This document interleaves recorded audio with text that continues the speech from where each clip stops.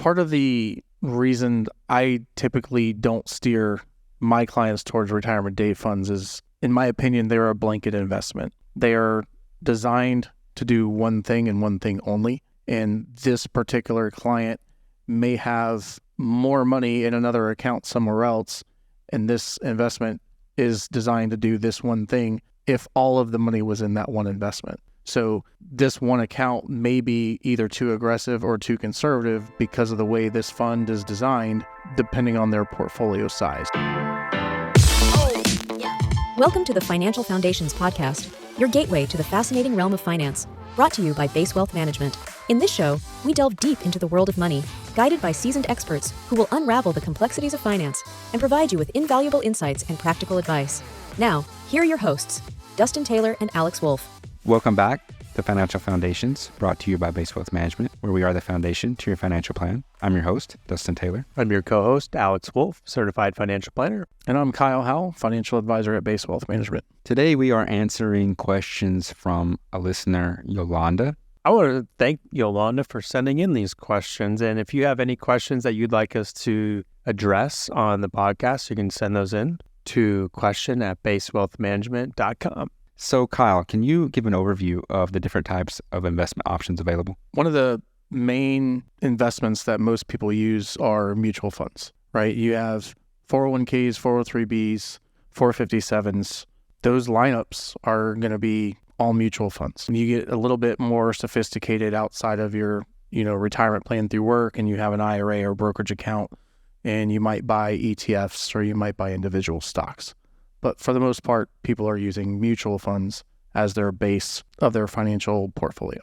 Yeah, so just to elaborate, those are different investment vehicles that you either have access to through your workplace retirement plan, as you mentioned, or if you have an IRA or brokerage account, you get more of a variety of different investment options.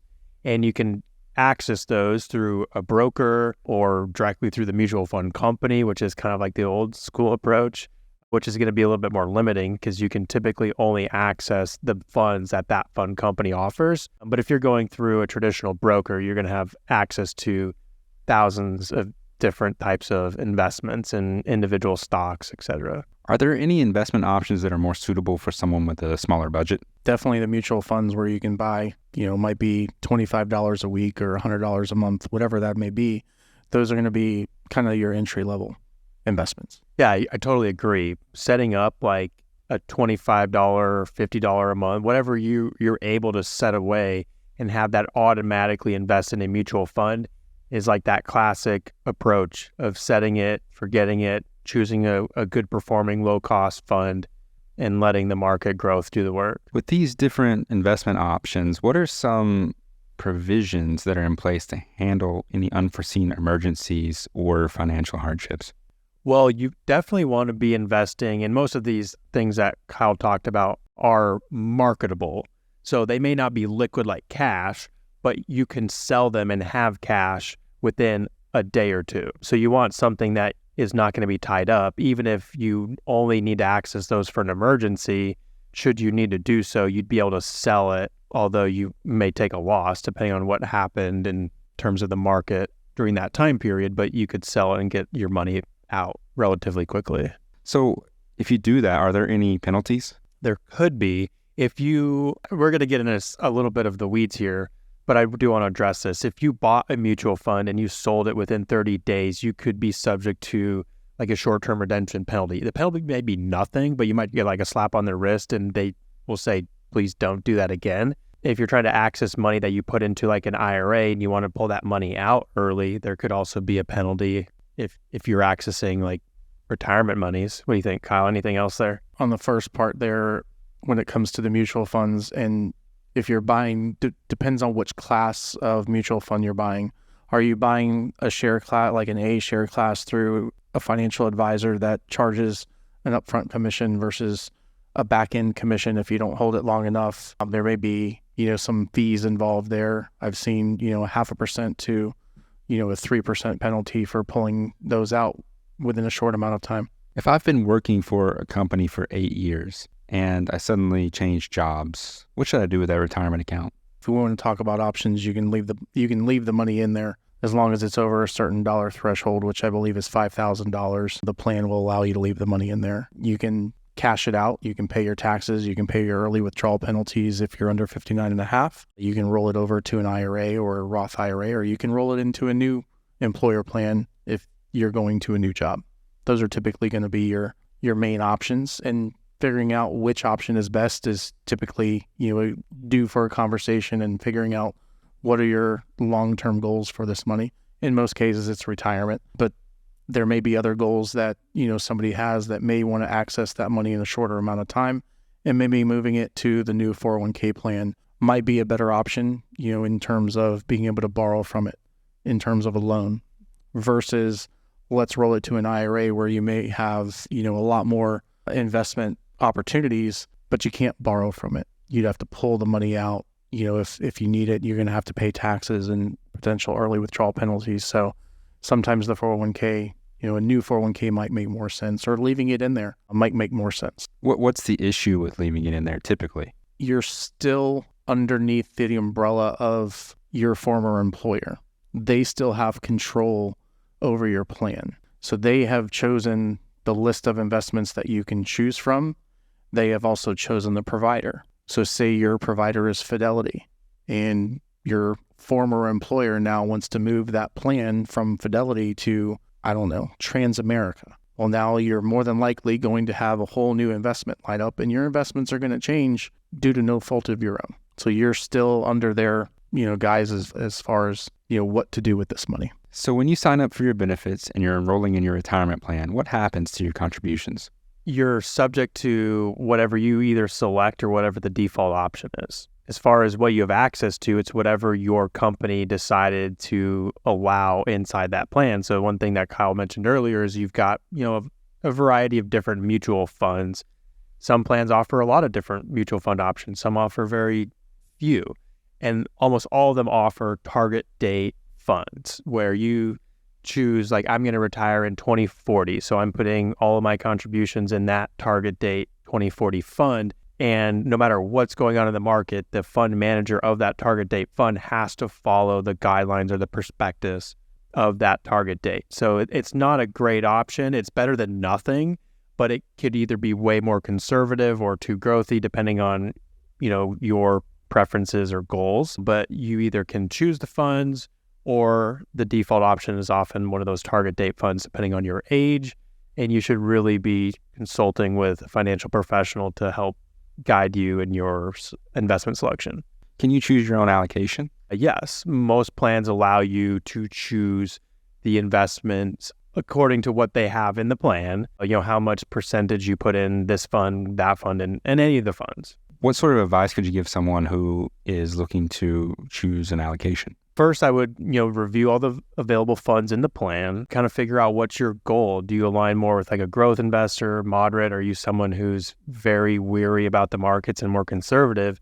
And you should really be talking to what I'm getting at to select those types of investments. And we have technology now in our industry where we can link up to our clients' retirement plans through their work and help make those investment selections very easily for them.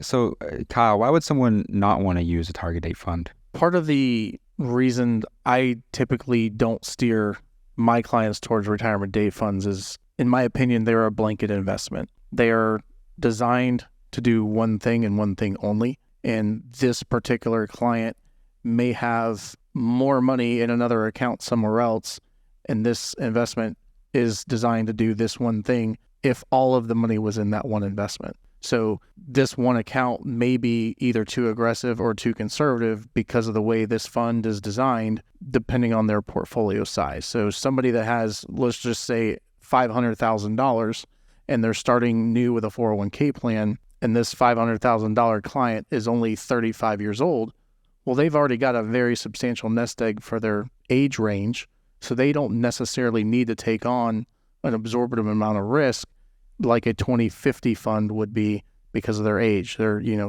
15 years away from retirement, or actually probably be longer than that if I'm doing my math Maybe correctly. 20 or 25. Yeah, 25 years away from retirement. They don't need to take on an absorptive amount of risk that target date fund would be taking on because it's so far out. Versus somebody that is, 50 years old that only has $150,000, that retirement 2035 fund may be too conservative and not give them enough growth that they're going to need because they don't have the savings that somebody else does.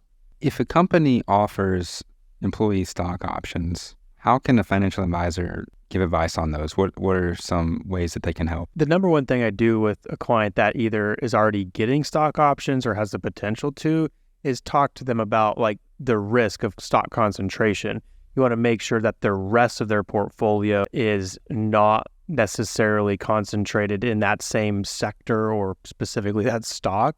So you want to have like a full approach on the big picture of the portfolio to make sure that the entire risk tolerance matches what they're comfortable with. Because oftentimes you'll find someone who's maybe an executive at a company that has potentially a lot of money invested in that company stock is taking on way more risk than they realize. So if you work at company A and all of your employee stock is in that company, then you're saying that a financial advisor would look at the whole picture, what the rest of your accounts are in, and make sure that it's not as concentrated to spread out the risk. Correct. Or if you have a bunch of exposure in just stocks in general, that you've got other types of investments, if appropriate, to further diversify your portfolio and create a more balance.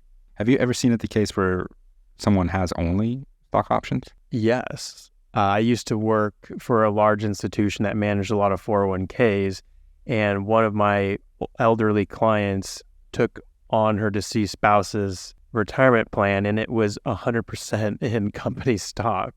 What can you do in those situations if the company's giving you the stock, and I'm assuming you can't move it out into something else?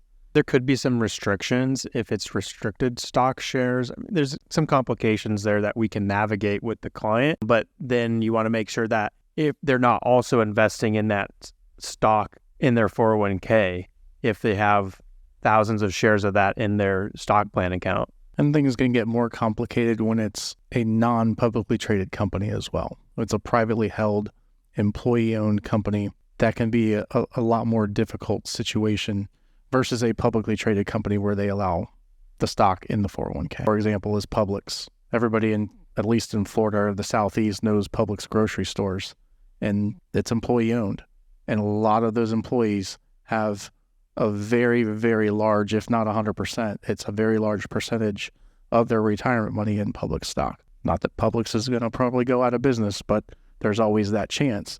And then you can, potentially lose millions of dollars. I've got a couple of clients that are worth several $1 million. It's all public stock.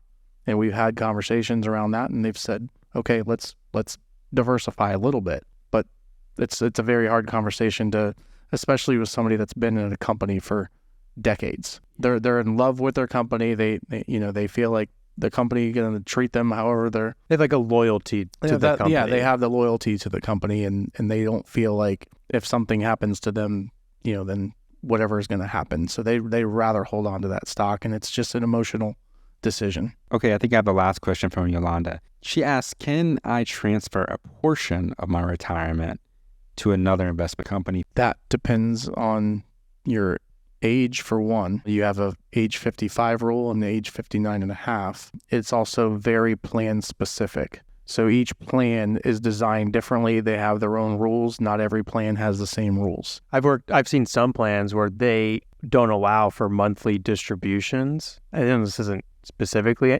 addressing that question, but when thinking about should you move some of the pros or some of the account balance to another company or IRA out of a retirement plan, as you mentioned, there may be a reason to or maybe a reason not to, depending on your age. But also, if that plan is very restrictive on how you can take your money out, you may also want to think about moving it. Yeah, and I've seen plans where you've retired, you're no longer working for the company, you've decided to leave your money in the plan for one reason or another, but then it comes time to start taking withdrawals, and the plan only allows you to take one withdrawal. Right.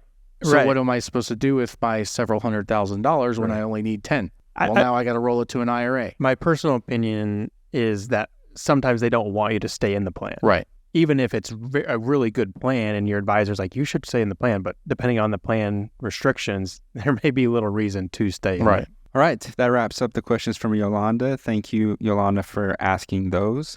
If you'd like more insights, there are various resources available on our website at basewealthmanagement.com. You can subscribe to this YouTube channel or this podcast. Again, to reiterate, if you want us to address any questions or topics like Yolanda's that you want to submit to us, you can send those to question@basewealthmanagement.com. I'm Dustin Taylor. I'm Kyle Howell. I'm Alex Wool. And happy listening.